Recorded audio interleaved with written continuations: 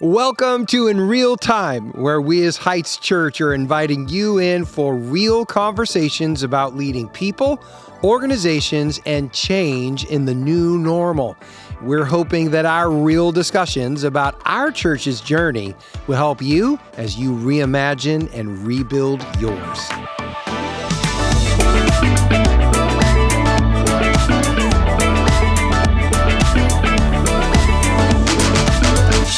Welcome to In Real Time, where we're having conversations about leading people, organization, and change. And today we're going to be talking about exhausted. Well, we're going to bring two perspectives to this conversation about exhaustion, fatigue, that I know many of us as church leaders are experiencing, and not just church leaders, but business leaders and any leaders. We're experiencing exhaustion, of course, because things are different in the new normal. And so we wanted to bring some unique perspectives to this particular topic. So before we go any further, I do have two hosts with me today, co-hosts, and I want to introduce them now. This is Bryan Murphy. He is the superintendent of the Pacific Southwest Conference for the Evangelical Covenant Church. Man, that is a mouthful. I should have practiced that before. Bigger business card. Yeah, that is huge. So anyway, with us, thank you. So glad to have you here today. Great to be here. Great. And this is Cheng Gorman, and she is the Director of Ministry Health. That again is for the Pacific Southwest Conference, that is another long. I think I did great. You guys should give me applause or something. Excellent. Excellent job. Oh, okay, got it. That's good. Thank you. Thanks for joining me. So I have them with me today because they do bring unique perspectives on this whole topic of ministerial burnout, which is really our topic today. And this is something that has been of great concern for us because we do recognize that this is a real need within the American church, not just our denomination, but in a lot of ways, the two of you speak, I think, from other denominational leaders. So you're representing a lot of people today. Yeah. And I know that obviously we have experience within our own denomination, but I know that this is not a denominational issue. It is a church-wide issue. So with that being said, though, before we get into it, guys want to introduce yourselves, tell us a little bit about your family and your favorite sports team. Ready, go. Okay. As you said, I have the privilege of being the superintendent of our conference, about 152 churches across 5 states. We've seen a lot of the issues that the pastors are dealing with pre- and post-COVID. Yeah. I've been in ministry full-time since 2007.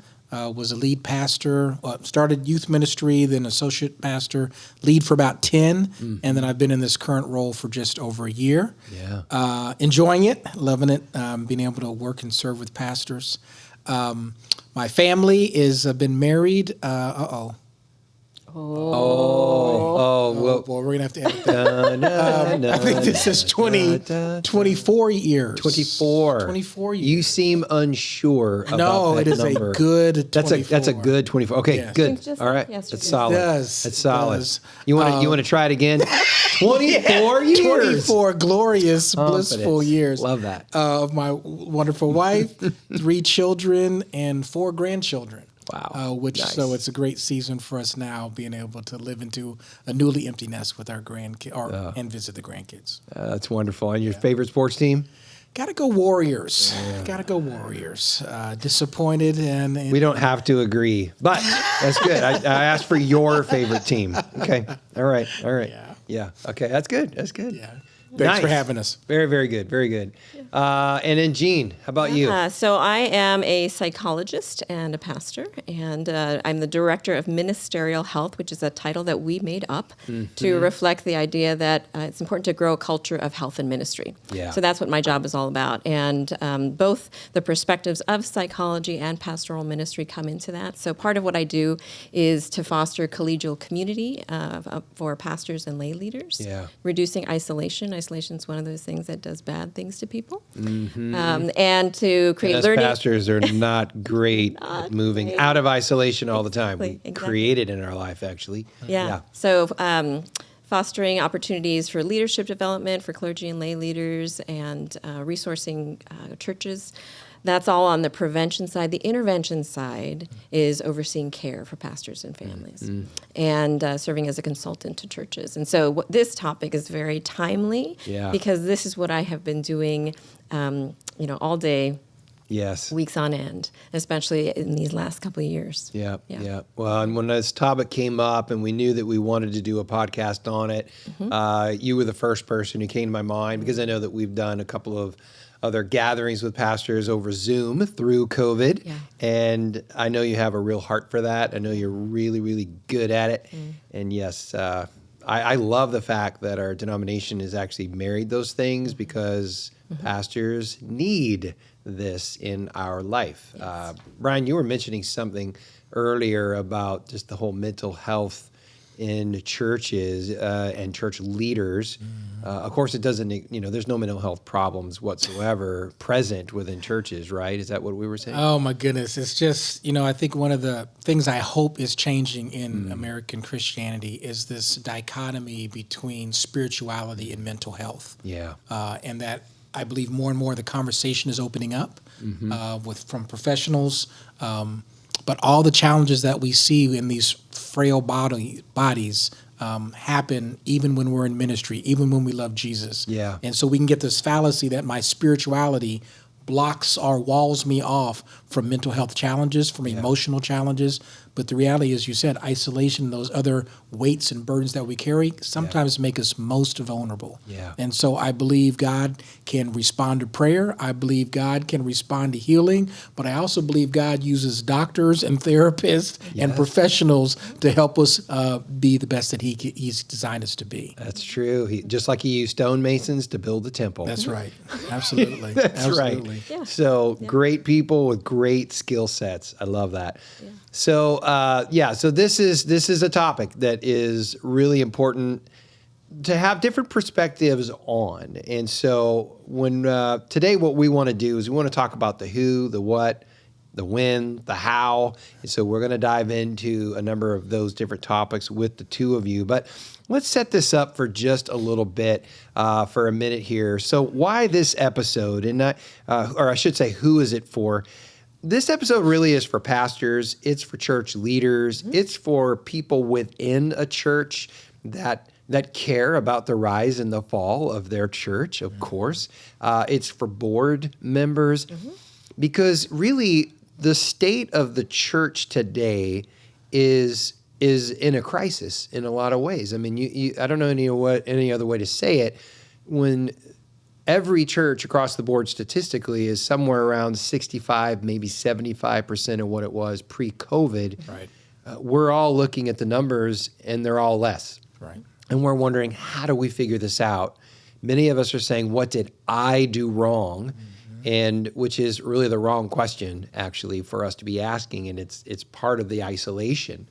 And so it's important that we all recognize what's going on. And not everybody truly understands that this is an American church issue. That's right. We think it's a local church issue. And so we're not talking about it. It's personal, right? And so we don't know to ask and to get help and to have other people talk about it with us. So that's why it's important. And it's also important because it's been going on for 3 years now. And so, as we said before, the issue of burnout is really here. And when we say burnout, I think other terms that go along with that would be exhaustion, fatigue, because you can only run so long before things just need a rest. That's right. My mind, my body, my spirit need a rest. But many of us have not gotten it. And so I just think one of the things we want to say right up front is you're not crazy. If you're listening to this and you're thinking, I am exhausted, I am fatigued, and I've been going on vacations. I've had multiple vacations in the last 3 years, but there is still that exhaustion and that fatigue. Yes. And so we need to understand it. You have been battling. That's so important for us to understand. So about a year and a half into this pandemic, it occurred to me that my idea of the verse from Romans, you are more than a conqueror in Christ, the picture that it brought to my mind was wrong. I pictured I don't know why it's this picture, but it was Captain America standing on top of this hill that he had just taken. He's holding his flag, not a hair out of place. You know, he's just, everything's nice and neat. The outfit's clean, pristine. He was amazing. He wasn't even tired, not even breathing hard. And it was like God just flipped the script and said, "That's not what the picture is at all. It's Captain America standing on top of that hill, and he is bloodied and bruised. His outfit's torn. His hair's a wreck, and he's exhausted. And he just fought for every foot of that hill. Right. But he is on top of that hill, Yes. and he conquered. Right. That's the real picture. Right. We've been battling, and of course we're going to be exhausted. So we got to talk about that. Yes. Because very few people really are giving us permission to do that. So why this topic? Because so much is at stake. The church itself. There's some statistics that have been coming out from Barna. They've been so good to do the surveys over the last 3 years to help us, but they're not good. They're not good. They talk about the church leaders, the families of the churches themselves. The problem we're dealing with now is the burnout, the fatigue, the exhaustion. Truly once in a generation problems, we hope. Please let it be once in our generation. And so we find ourselves disoriented. And just a couple of these statistics, not everybody knows these, but 41% of pastors currently have considered stepping down from ministry in the last 12 months. That is an alarming number. 55% of pastors have significantly doubted their calling in the last 12 months. And again, I'm not blaming anybody. I get it. I totally understand this. 43% of pastors who have considered leaving say that they feel lonely and isolated. That makes a lot of sense. I have felt that myself. It's safe to say burnout is at alarming levels. Leaders are exhausted. They are fatigued. But they don't feel like they can step off the field for a break because they know that they're the leaders. Right. And so they're faithful. Right. And I get it. And so this faithfulness, though, is driving us into very unhealthy places if we don't take care of ourselves. So that's why this conversation is important. We feel compelled to speak to it.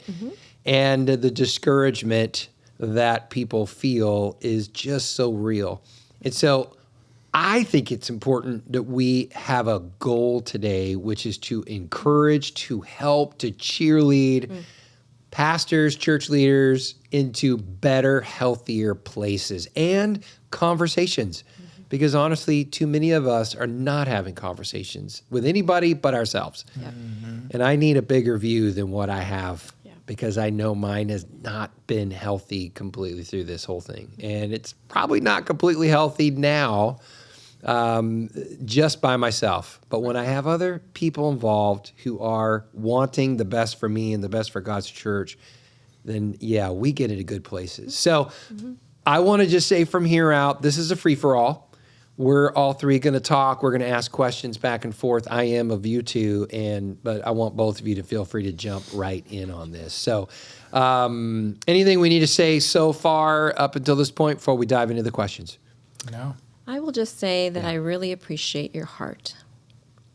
You know, Thank you. As we think about burnout and, you know, all the statistics and all of that, part of this is your hope to care for those out there who are hurting, right? And so if there is an outcome of this podcast, you know, that one person, 2 people, 5 people, 25 people might realize that God sees them, that you've seen them, you know their pain, and that they're encouraged to walk forward. That, you know, that's our hope. That's our goal. Well, and they're not alone. welcome. They are not alone. Yeah. Well, thanks for coming out and doing this with us. You could be doing other things, but I know we have that heart together. Yes.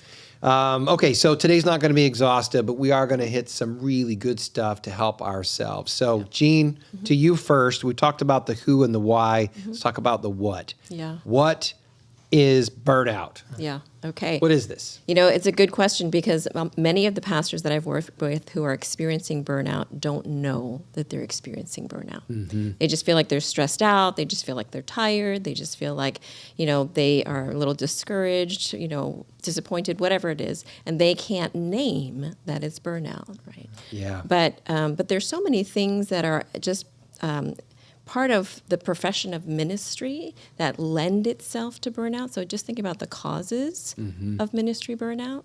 One of the things that happens for pastors that's not true of other professions is that you're constantly switching between roles. So so you've done a care appointment, you're caring for somebody who just lost their spouses, then you go into a budget meeting, you have to plan a budget, and then you go into a meeting with another church leader who's having a conflict with another team, and then you've got to plan out strategic vision for the next year, and that was just 4 hours of your day. It's like 4 different professions. Yeah. But it was just 4 hours true. of the average pastor's day. So that is a recipe for burnout because it involves and requires so much engagement mentally, emotionally, relationally, spiritually, all of that, right?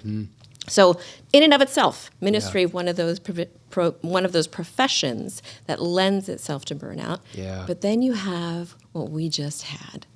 The last 3 years of what we just had, right? Which was 3 years of uncertainty, 3 years of making decisions and then unmaking decisions, 3 years of one of the primary causes of burnout, which is unresolved, ongoing conflict. Yeah. Like if we were going to nickname the last 3 years, it would be unresolved, ongoing conflict, right? There you go. It's a yes. Yes. Yeah. So the causes of ministry burnout, some of it is just what our profession is about, what ministry is all like. But some of it is the conditions of these last 3 years. And that leads us to experience a range of emotions, have a range of thoughts that many people don't name as burnout, but they're experiencing it. Yeah. Right? So there's variation in burnout. Yeah. Oh, that's really good. That's really good. And I think how you described a pastor's life is really strong because we live it. We don't think it's all that unique. I assume that many other people are dealing with these same things. But as you just described it, you could see the extremes that were pulled in just in a day's time. And there's the thing is that we also love people. We do this because we care about people. So there's so much emotion. Yes. Even though you can't give your heart away to all of this, but you can't also become just a wall and not be emotionally involved in people that you care about. Right. And so you're expending a lot. Exactly. Yeah, and we signed up for it. We want this. It's our calling. But in a lot of ways, it is a calling that requires, well, of course it is. It requires more than what's in us, which is why we have got to walk with Christ. Right. It's why we go to him. Right. Yeah. But understandable But why this people is would get tired. Unbelievable. Right. Yes. Yeah. So kind of the first layer of this is just fatigue, just feeling ministry fatigue, what you described, where you feel like, gosh, I'm tired. I had a vacation, but I'm still tired. Why is that, right? So that's kind of the first level of ministry burnout. Yeah. And ministry burnout is really a continuum. Yeah. It's not that either you have it or you don't have it. Yeah. It's a continuum that starts with just ministry fatigue, and then it's mild burnout, moderate burnout, and severe burnout, and beyond, right? Yeah. So we are hoping to be able to help pastors identify, gosh, maybe what I'm experiencing is actually burnout. Yeah. Right? Because I do feel stressed out. I do feel tired. My normal rhythms aren't restoring me. Yeah. I've lost my passion for ministry. I don't have the creativity I used to have. Yeah. I'm kind of annoyed at people. That's saying it mildly. I'm really not looking forward to spending time with people or in these engagements. All these things. I dread opening my emails. I got this pain in my neck, having trouble sleeping. I mean, I'm just describing all sorts of various symptoms that people can be experiencing and not knowing, hey, if you put these all together, that's how you would describe ministry burnout. Yeah. And I think that is really helpful because when you think of somebody who's going into burnout, if you've never experienced it, you just have all these ideas in your head. And what you just described is really not how I would have thought about it. So I know I went through a season of burnout 7 years ago, diagnosed with cancer, went through my treatment, did almost a full year of chemo, and was going to be wrapping up at the end of December. And late November, I wound up in the hospital for 10 days because my body just started breaking down. And so I got out of the hospital and I was all excited. I'm going to go back into ministry, going to be preaching, right? We got the Christmas series. So I'm like, I'm all excited. And I remember it was the Sunday of the Christmas message, you know, it's the Sunday before Christmas. And I just looked at my notes the night before, and the next thing I know, it's 5:30 in the morning, and I had to wake my wife and said, I can't do it. And I have no idea what's going on with me, and I just broke. And she'd never seen me like that because I had never felt like that before. The more I worked on my message, talked it through, the more confused I was. I had no idea I had hit a wall. I was at burnout. And my whole premise was to go through the chemo. I was going to take a couple of days off, and then I was going to come right back into ministry. I'm like, I'm good. Because you've taken a couple days. I took a couple of days. I'm good. And, you know, it's just like, that's like running a marathon, sitting out on a chair for a day, and then, you know, you expect to be right back. Right. It's ridiculous, but I thought that. Right. Well, I literally thought that. And I don't know why I thought that, because I didn't know any better. Well, when you're in it and you just want to serve faithfully, and you've got people in front of you who have needs, it's hard to pause long enough to think, wait a minute, something is happening within me. And what is it that's going on? Right. Yeah. Yeah, you do. And it's you not just keep good. pushing. You just keep pushing. We're not thinking of ourselves enough. And I get that. We're trying to be selfless, but we have to care for ourselves. So this is really, really good. Bryan, I'm curious from a superintendent's perspective, how would you speak to this topic in regards to just the those out there who are maybe feeling like, hey, right now I might actually be experiencing burnout, and I'm seeing some of these symptoms in my own life. But you know, we're really in a lot of ways the last people to ask for help. Because we think I'm a bad leader, I'm a failed leader, there's something wrong with me, I'm not supposed to be asking for help. We say a lot of ridiculous things to ourselves. So I know you're not really speaking for every superintendent out there, but you're kind of speaking for every superintendent out there. What do you want to say to the pastors who are recognizing, I might need to talk to somebody? Can I add one other Of course you can. red flag in this that is an indicator that I think we haven't explicitly named? I think one of those indicators is when my marriage and family relationships are not doing that well, right? Because we talk about all the responsibilities, all the people we care about, all the things we're trying to serve, and what we end up giving our spouse and children as leftovers. And so now the relationships that are supposed to be most restorative are the most friction causing because they realize there's nothing left for them. And then that just sends us further down that spiral. And so to me, that's one of those huge things. I know I had the privilege of taking a sabbatical a couple of years ago.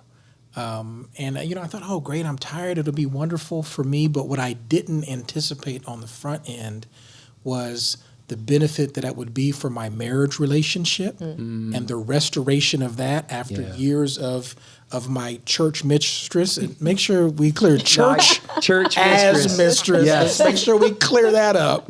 But I mean, that has an effect on the marriage. And thank God for that break that I had, because the relationships that were restored with my children stopped them from being resentful about the vocation. Wow. Yeah. That's just big. because they got a little bit of me back. They got my focus on them. And so I think we miss that whole aspect of what burnout looks like. So good. When those marriages, the gifts that God gave me are now a source of frustration, I need to pause because that's not what my ministry is first. I think the first ministry is home, and we can't miss that reality. Okay, hold on. You're a superintendent of 152 churches, and you just Can you say that again? I said, absolutely, my first ministry. Can I say something that's just completely inappropriate? Yes.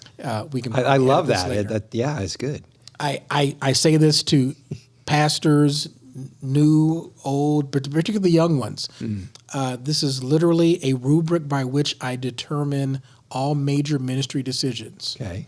Who's changing my depends when I need it? What? And that doesn't fit into our normal vocational framework. Wait a minute, you got to unpack But that. my What do you first mean? ministry calling is framed by who is God given me to be there when I need him. And I strongly suggest we put that in our priority That list. is awesome. as And I we're making strongly ministry suggest we leave this in the podcast. That's awesome. Who's going to Anyway. change my depends later? frames all yeah. my major decisions. Anyway, back I to want the your kids to question. be very happy with you. That's good. Back to the question. Yeah, I see a lot of that where pastors are hesitant to reach out for help. And I think a lot of times they feel like, again, it's me. I'm the problem. Right. I've got some kind of failure. I would say this. I am hoping that those who have responsibility to shepherd the shepherds of the local church Yeah. would have the strong desire that we want pastors healthy, to be fruitful. Yeah.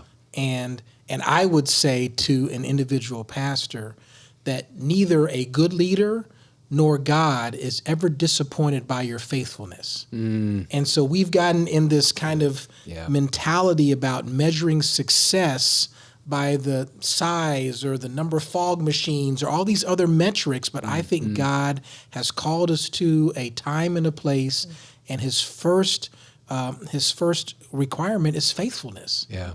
And we certainly want really fruitfulness. Yeah. But I can't measure my sheep's pen by somebody else's calling. Yeah. And so I just think we have lost that in American Christianity, that our definition of success has been skewed. Yeah. And we that undermines our own confidence in our own calling. Yeah. And our ability to live into what God has assigned, the work he's assigned us to. Yeah. And so now those records are playing in my mind and add to my own frustration, my own sense of worthlessness, my questioning of my calling and identity. And I think those dramatically contribute to senses of burnout. Yeah. And so I would just say, you are faithful. If you are faithful, God is not disappointed in you. Yeah. And that would be my primary message, that you if God hasn't told you to do anything different, Yeah. then stay faithful to the course that he called you on until he gives you another word. That's good. That's good. That's good. God is also not disappointed when we're tired.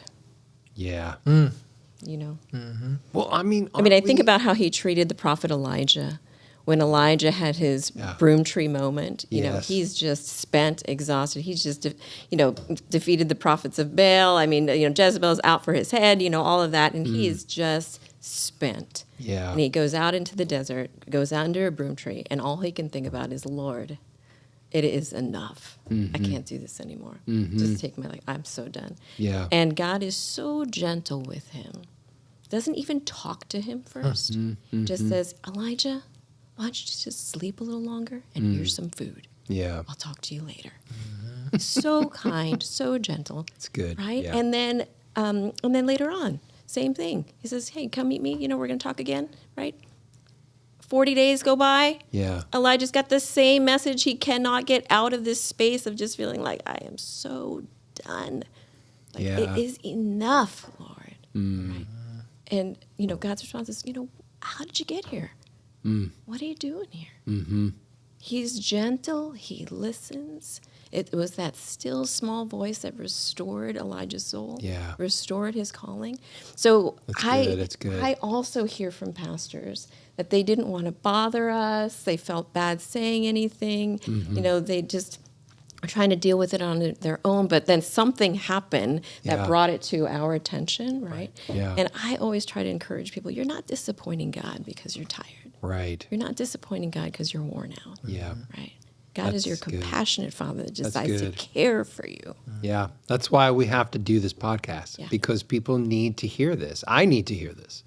We need to know this because we don't all have, I should say, we don't have all the answers, any one of us. Right. We all need other people, and we are a community for a reason, even pastors. Yes. So I get that we might not want to share all this vulnerability with everybody in our church. I Yes, get that, but there's absolutely. got to be one or two Yes. That's right. people in your life, and it may be someone at your a higher up at a Yes. district or a conference level, or it may be a professional counselor that you Yes. go to, and just start talking it out. It's one of the healthiest things that we could absolutely do. So I think it's really, really strong. Yeah. So with that being said, does this burnout, well, first of all, is there anything else you wanted to say about symptoms or what burnout is? I think we've got a pretty good, clear picture there, but anything else Yeah. that you didn't get to say? I will just add that pastors notice different symptoms at different times. And so for some pastors, they might notice their spiritual dryness first. That okay. their times with God just don't feel as fulfilling, as rich. That might be their first sign that there's some burnout going on. Yeah. For other people, it is more relational. Their spouse is saying, hey, you seem disengaged. Hey, you're short with the kids, whatever. For other people, it is more emotional and psychological. They just don't have the desire, to have that conversation, to meet with that person, whatever. Yeah. And for some people, it's physical. Yeah.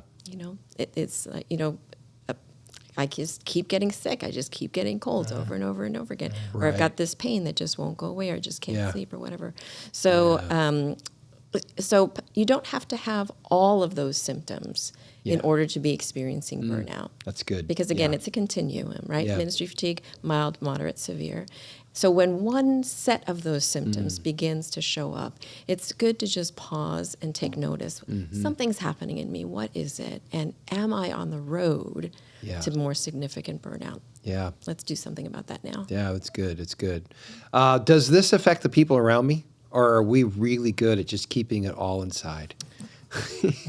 Well, we just keep it all inside. Nobody's affected at all, except for everybody else. That's right. Yeah. They all know it before we even We do, are the probably. last to know. I Yeah. actually think that's true. Yeah. Yeah. I thought it was interesting. Recently, I had my review, and the way my review works is that my management team, those are they're not really executive pastors, but they're kind of executive pastors. So that group all gets together and talks about me, says bad things, horrible things. They write some of them down, and then one of them is elected to tell me. So, no, it's not exactly like that, but it was kind of like that. Anyway, but they all got to talk and share, and I really did want to know what was, what are those things that would be helpful, right, that we could change? How can we make it better? And they noted that I needed to take time off. And I just thought that was so interesting that they would do that. And they didn't do that because they want to get rid of me. They did that because they know that I just don't do that a lot. I don't do it enough, and they want me to be healthy. And so they want to create that space Right. there. But they recognized it in me, truthfully, before I did. That's right. And so I thought that was very interesting that it worked out that way. Yes. Yeah. Not uncommon. Yeah. Wow. I think there's an accountability piece that we don't look for or request. That again, Jesus never sent anybody out by themselves. Yeah. We're never working in isolation, and so I would ask every pastor, what's your village? What's your support system? Yeah. Who are those who can see the blind spots that you don't see, and give them permission Yes. to speak that truth and life into your and I think we miss that, and we don't crave it. I think it's a vital part of what it means to be a faithful follower of God. Yeah. And I would even push on the leaders. You've got a board of or a group of people that may be staff, but even lay leaders in the church. We can be so much focused on the stewardship of the building that we forget the stewardship of the shepherd. Yeah. Right. And True. so we spend all this time and energy, but we don't care for the one that God has placed to be the spiritual Yeah. leader and teacher in a lot of That's cases. really good. That's really good. So yeah, I want to. So when we were all gathered a couple of weeks ago, I know this was an emphasis of our conference as we gathered for the right reasons, of course. And you actually, Jean, had made comments to and a challenge to the board that were represented there. There were many board members because many churches are board and pastor led. There's like a co leadership there. What was that? Yeah. So that was I shared a letter that I had written when I was serving as acting superintendent before we got our new superintendent, just noticing that 2 years into the pandemic, there was rampant ministry fatigue and burnout. And at that time, 2 years ago, I said it's really important to be able to give people a significant chunk of time off, not just a 1 week vacation, but people really need to be able to reset, spiritually reset, relationally, emotionally, just fill up their tanks again. And so encouraging churches to have conversations with their pastors about the need for extended time off. So this is 2 years ago. Yeah. And that was initiated from the board as what you were hoping would happen. Yes, exactly. Yeah. Not pastors saying, I demand that You're I right. get. Yes, thank you. Yeah, that was a letter actually to church chairs, chairpersons, right? So some churches did that. And I've actually heard from their pastors saying, gosh, I'm so glad I did that. So this would have been a year ago now. What a gift. Because I don't know where I would be now if I didn't take that time off. Yeah. But some churches did not do that. And Probably most. so I brought up the message again. And this time, we're a year later into a lot of the same dynamics. So what's happening, what we're seeing now in our conference is that pastors of churches that have done well through the pandemic are now beginning to show some really significant burnout. Because essentially they have just plowed through all of that muck to lead their churches to actually a fruitful place, a stronger place, a better place. And suddenly, as they look out in their eyes and they realize, oh my gosh, we're going to be all right, they suddenly begin to feel, I'm completely spent. Yeah. And so the encouragement was, hey, especially if that's you, if you're a church that has done well and you're like, wow, gosh, we've got some new people, our finances are okay, we've started some new ministries and outreach, we're doing things in our community. If you're a church that has done well, have a conversation with your pastor to say, hey, do you need some time off? Yeah. And if you don't think you need some time off, we think you might need some time off based on everything that we have heard, that you might be carrying a level of fatigue, a level of ministry burnout that requires some intentional effort to be restored. Yeah. Yeah. When I heard you say that, I thought, oh, that's interesting. And then I sat with it for a couple of days, and I just had that conversation with my board literally last night, and I'm going to be taking 6 weeks off this summer. For I'm that glad very reason. That's excellent. So thank you for encouraging me to do that. It was really good. So, so I think we've maybe answered this question already, but would there be a different answer to how do I know I'm approaching the red zone of burnout? Yeah. If, I kind of named different categories of symptoms. So physical, emotional, psychological, relational, spiritual. Actually, another one's just cognitive thinking, like having a hard time remembering, a hard time focusing, like all of those different categories. Yeah. The red zone is you are experiencing symptoms in all of those areas. Okay. So maybe ministry fatigue is just, I'm just feeling a little kind of relationally depleted, right? But when you've got, relational symptoms, spiritual symptoms, emotional, psychological symptoms, cognitive symptoms, physical symptoms, that is the ultimate danger zone. Yeah. We're not talking ministry fatigue, we're talking the other end of the continuum of really severe ministry burnout. And, the good news is this isn't an unknown quantity that we don't know what to do about. Like, we actually know how to help people be restored from ministry burnout. Yeah, so but good. If you get to the place of severe ministry burnout, the road back is so much harder. Right? So that's the red flag. Like, if you can count on your hand, okay, she named 5, I got 3. This is the time to do something about full house going. Right, exactly. Okay, now's the time to do something. Yeah. Okay. That's really, really good to know. Really good to know. So we got a couple more minutes here as we're going to be coming in, wrapping this up. But I think it's important for us to kind of dive into a couple of things even further. Brian, from your perspective, we might have already kind of chatted about this, but did you have anything else you might want to say that for any church leader that's feeling alone and isolated? Because I hear that from other pastors quite a bit. Yeah. As I talk with them, and I just think that seems to be a resounding theme. Yeah.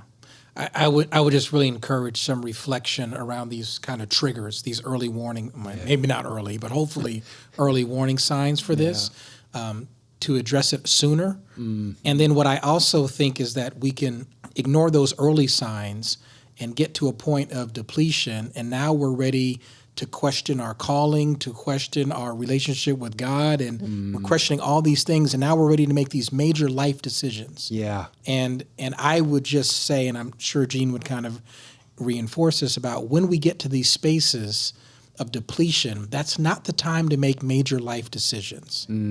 Boy, it really feels like it is, though. Right, because we've got nothing left, so we got to make a change. Yeah. Time to work at Panda Express. Right. And we think that another change of environment is going to fix the brokenness that's inside, and it's not. And so I heard this acronym from a pastor friend of mine years ago that was saying, when we get to these kind of crossroads, these places of, I think I'm sensing it's time to make a change, I'm discerning what God is saying, there was this acronym HALT, that never make a major life decision when you're too hurt, angry, lonely, or tired. It's time to halt in that place of depletion and focus on the recovery, focus on the restoration, and then you're in a place where you can now discern and hear what God is saying. I really wish I had said that. That's the red. I really wish I'd made up that acrostic. I know you weren't talking about me. That's wise. Yeah. That's wisdom right there. Yeah. And unfortunately, really, that's where a lot of us have been. And that's how we've been making this decision, or I should say that's the state we've been making the decision in. So when you go back to those statistics we shared earlier, it does make sense. Yes. And we don't feel like we have anything left in the tank, because the reality is we actually might not. Right. That doesn't mean that we need to get out, though. Yes. It means because the reality is we're going to have to recover no matter if we're in church leadership or if we're, as you said, managing the Panda Express. Right. We still have to recover. Right. These things still have to happen in our life. And we can still be a healthy or a good leader in a healthy process in the continuum as we are leading other people, because they're also in need of recovering. Yes. That's right. Yeah. But we do need to take some time and halt and focus on ourselves, get better, and then we can help other people. Okay. So this last part here, Gene, as we were going to talk about this, I wanted to ask, how do we recover? What does that really look like? And I know you can't get into all of it because it's deeply personal to every person's experience, and so it's going to vary from every story. But there are components that are common. Yes. So can you unpack what this recovery would look like? Yeah. Well, the first thing I should say is that it's going to take some time. Yeah.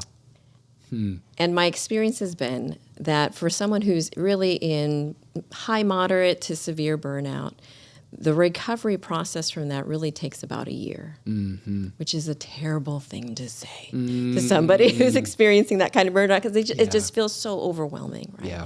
But it's not that in a year you're going to be better. You're going to incrementally be better over the course of a year. And at the end of a year, you're going to look back and think, who was that person? Like, I am a totally different person than that person, right? Yeah. So it's going to take a long time, but that's okay, because it took a long time to get here to this place of depletion where you are just, your relationships are messed up, your body is messed up, you've disconnected with God, all of that. Right? It's going to take some time. Yeah. But there are some really key components to a recovery process that we know work. Okay. And so the encouraging thing should be, I'm gonna write all these down. if you find yourself in that space, we know what to do about it. I've got 6 weeks coming. That's right. And that's the start. Honestly, that is the start. The start is to step out. So when pastors are experiencing moderate, high, severe ministry burnout, I always say that you need to take a significant chunk of time out. Yeah. And part of that time is literally just to reset, to be able to take off your pastor hat and forget where you put it. Because if you're on vacation for a week, whatever, you still know where you put that pastor hat, right? Yeah. But after 6 weeks, the hope is that it has been removed so much that you're just able to recover your sense of just being a beloved child of God. Like before all this happened, before you got called to ministry, before you started leading this church, before you went on that stage, all of that, you were just a beloved child of God. Can you recapture that sense of just being loved by God? Right. So that really has to take that takes a significant chunk of time. And so I always encourage pastors to take 6 to 8 weeks off. Might be 12, could be 4, but usually somewhere in the 6 to 8-ish range. Yeah. Depending upon how severe the ministry burnout is. If we're talking severe, it's going to be 12. Yeah. If it's going to be more mild, it's going to be more 6, right? And during that time of ministry burnout, ministry leave, not ministry burnout, ministry leave, that leave of absence, I encourage pastors to play and to do something adventurous.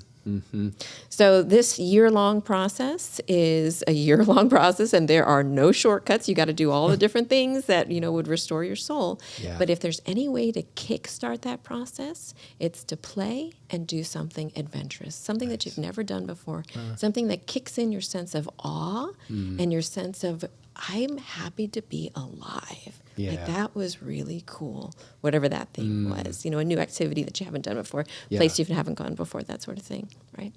So just, kickstart that time with being able to play as a beloved child of God, having a sense of adventure, reconnecting with your loved ones, doing things that replenish your soul, spending time with God, recovering your hobbies. Like, what? I had a hobby? I totally forgot I had a hobby. Yeah. All of those things, right? And then also beginning to process some of how you got here, right? It's that question from God to Elijah, like, what are you doing here? How did you get here? What happened to bring you to this place, right?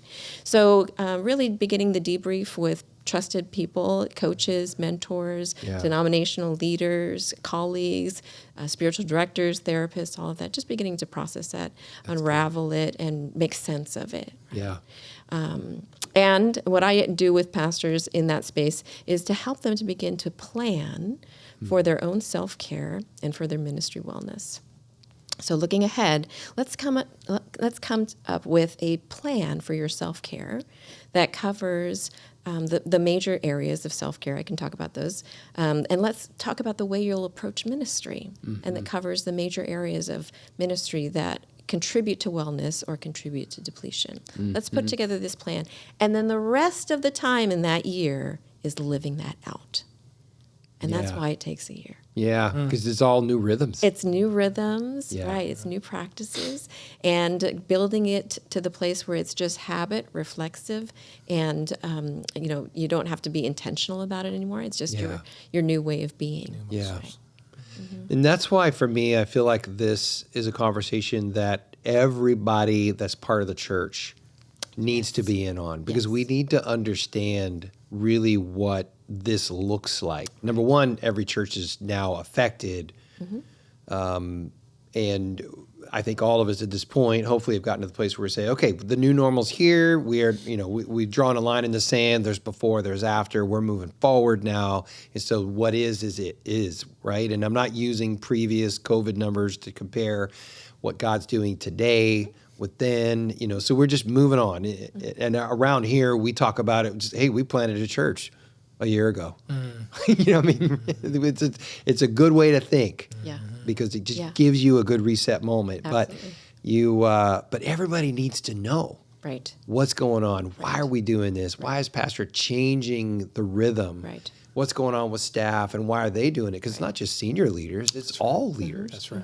Yeah. So I think that's really important, and boards need to understand. Yeah, can I add that these something about things that? Need to, absolutely. So one of the things that I have found, especially in these last 3 years, so ministry burnout's not new. It's happened forever, Yeah. just because of the nature of our profession, right? Yeah. But the last 3 years, it's been especially bad. And one of the things that I found in our churches is this unresolved, ongoing conflict. That is one of the key contributors to ministry burnout, right? And so, you can take a pastor out for 6 weeks. You can help him or her do all of these things to, get better, all that. And then you plop them right back in the same environment Yeah. of unresolved, ongoing conflict. Yeah. It's not going to go well. Yeah. Right? So part of really needing to work together on this is helping people to understand, how did we get to this place? What are the things that contributed to burnout?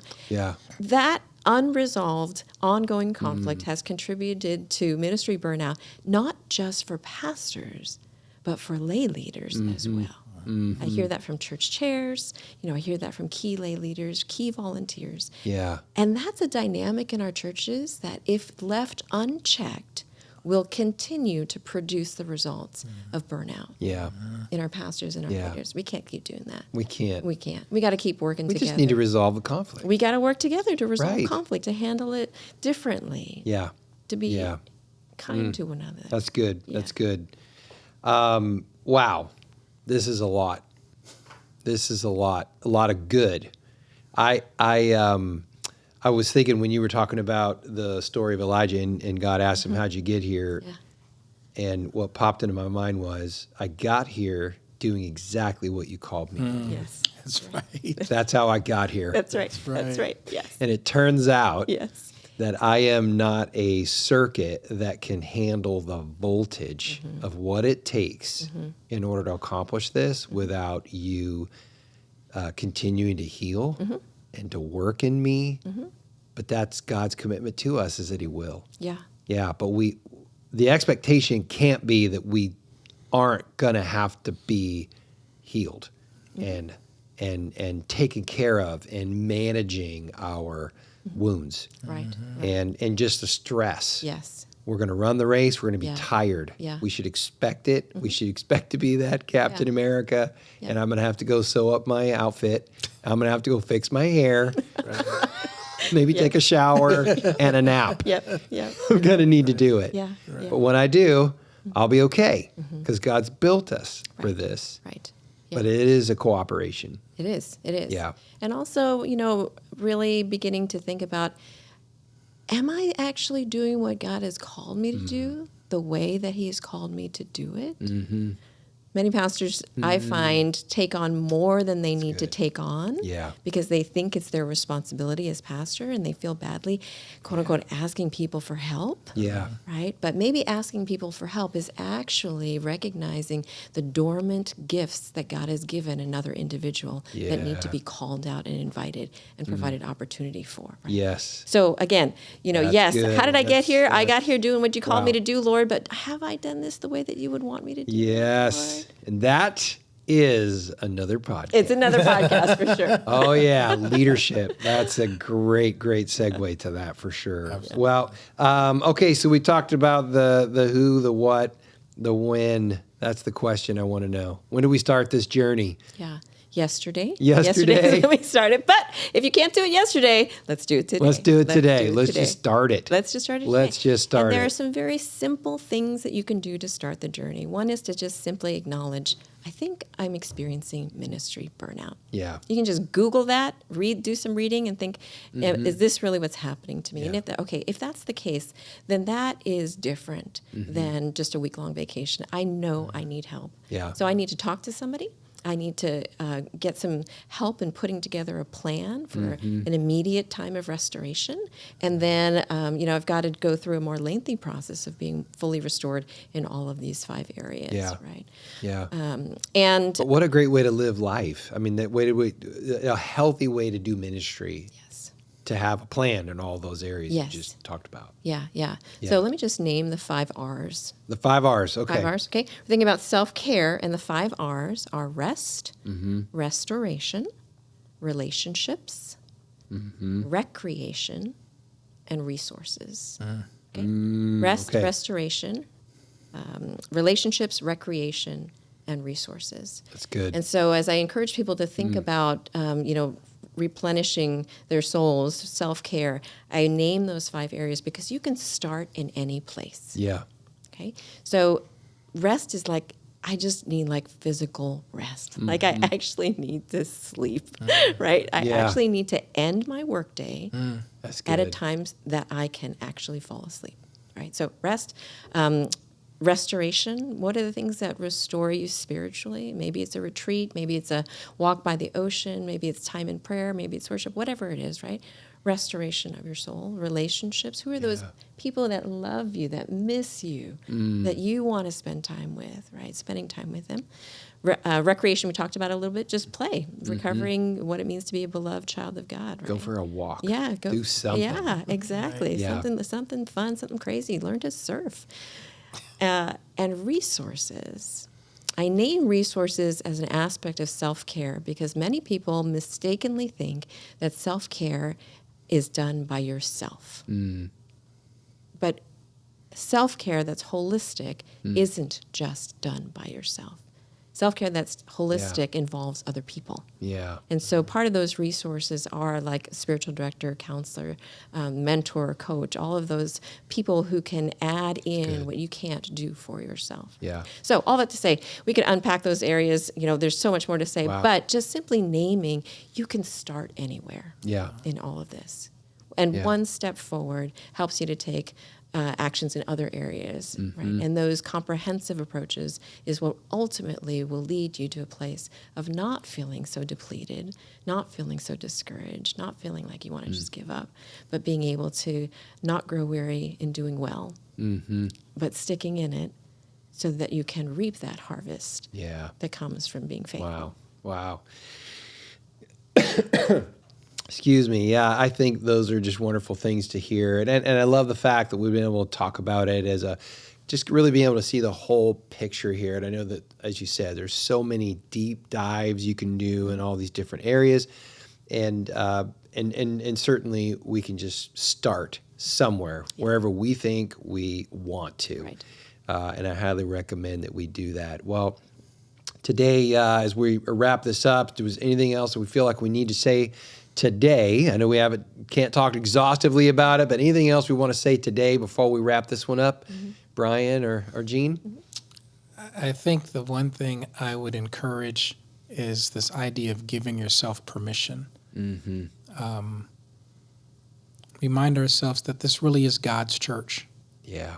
And I see pastors unable to fathom, I can't be gone for 6 weeks. I couldn't be gone for... The kingdom will crumble if I am... I questioned it. Right? And so and we don't name it. And we are trying to be faithful, but there's one Messiah. There's one Savior. Yeah. And it's not us. Yeah. And to give ourselves permission to trust God that it is His church. And He called us to persevere, but not to go to the cross for other people because that's what He did. Yeah. Yeah. Amen Well to that. said. Well Amen. said. Well, I think, I'm sorry, did you want I was just going to say, and it is that Messiah who sees us. Yeah. Yeah. Wherever good. we are, whatever we're carrying, that we thought we were carrying alone, He sees us. That's right. He's carried our burdens. So good. Well, I think our challenge for this particular podcast really is to just evaluate, to assess, be able to talk to those that you trust. Ask your spouse. They have an opinion about this. I guarantee that. Get whatever permissions you think you need to name it and then begin the journey. Yeah. So that would be our encouragement. Well, it has been a joy to have the two of you here for this podcast. Thank you so much for making yourselves available to have a real conversation about leading people, organization, and change. And if you like this podcast, please hit the like, subscribe button, and the bell notification so you won't miss one episode as it drops. And we hope that you'll join us next time in real time.